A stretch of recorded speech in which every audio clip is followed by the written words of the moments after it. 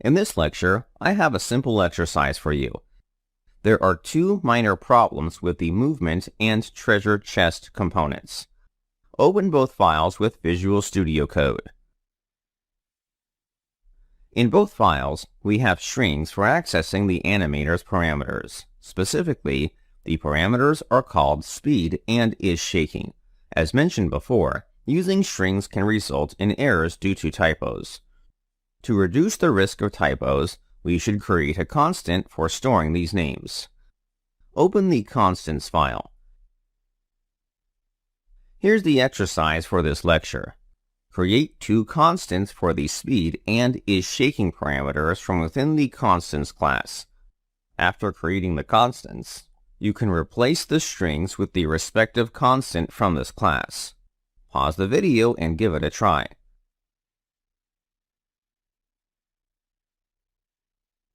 Welcome back. Hopefully, you are able to swap out the strings with the variables from the constants class. If not, let's go through the solution together.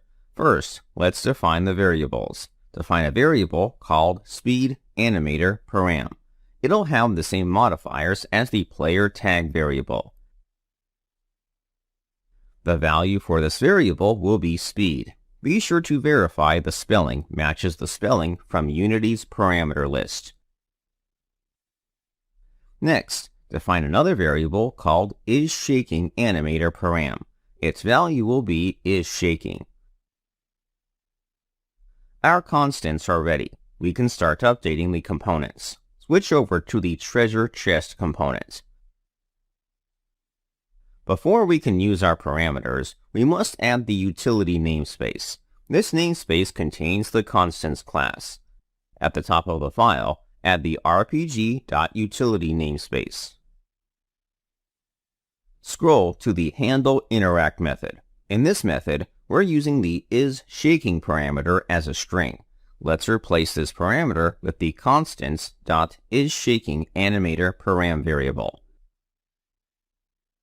Next, switch over to the movement component. Scroll to the movement animator method. Let's replace the speed string with the constants.speedAnimator param variable. Two locations need to be updated with this variable. Be sure to update both. Next, let's try testing our game. Switch over to Unity to play the game. Our game is working as it did before. This time, we're using variables to store the names of the parameters. This should reduce the likelihood of an error appearing due to a typo. In the following lecture, let's finalize our animation by looping them.